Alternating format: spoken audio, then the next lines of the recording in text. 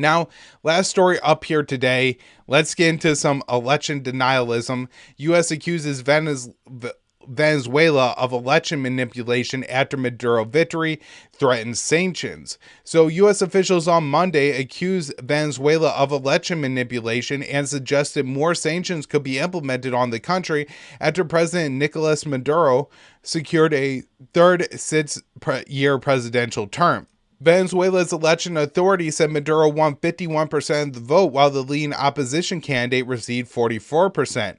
The opposition is disputing the results, claiming Gonzalez really won by a wide margin. Two U.S. officials speaking to reporters called on the election authority to release a detailed breakdown of the vote. So one official said, I think what we would like to see happen next is to have the National Election Council publish the detailed precinct level results to see if they do in fact have the receipts that can both verify and justify the electoral results that they announced last night. The official did not announce any new sanctions, but said more would come. We are faced with a potentially new scenario. We are going to have to take that into account as we map forward where they may respect to sanctions towards Venezuela. And so, of course, if it's an American election and we're asking for, this kind of accountability, oversight, and raising questions about an election result, oh no, you're an election denier, you should be canceled, you hate democracy.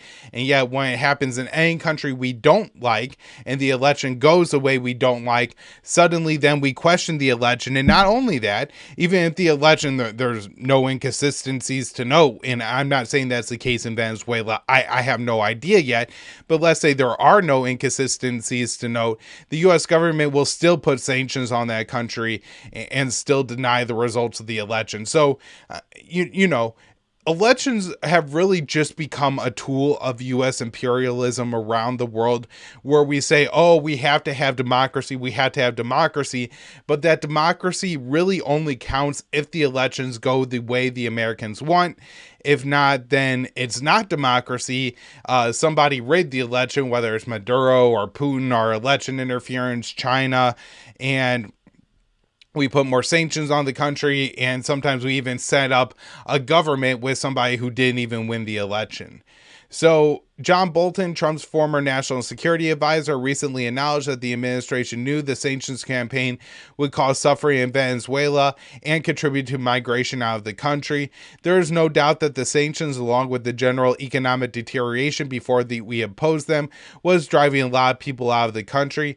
That, to me, was a way to put pressure on the country. And so this is the little secret of sanctions, right? When they first put them on and they're selling them to the American people, they say, oh, we have to do this for the people, for the Venezuelan people, for the Russian people, for the Cuban people. The deal is that our sanctions are going to help the people by hurting their government. They say, oh, look, Maduro gets fat off his people, that he lives a good life while his people live poor lives. And so if we put sanctions on them, then Maduro will suffer. In reality, what they end up telling you years later is that the real plan is that the sanctions will cause so much suffering among the people that they will rise up and overthrow their government. Of course, that never happens, and reasonably so. If the American government was blockaded by another country, you would, of course, see a rally around the flag effect. It would look like 9/11 after this country, where everybody has their yards painted in American flags and everybody has an American flag up. But of course, our elected leaders really, it's a matter of if they don't care, or a John Bolton type who I think probably sees the sanctions as a precursor to war, right? We had to sanction a country for a few years, and then we could throw up our arms and say, oh, well, the sanctions aren't working, so I guess we need to use a kinetic military operation. So sanctions, the economic war, is really just a precursor to a regular war.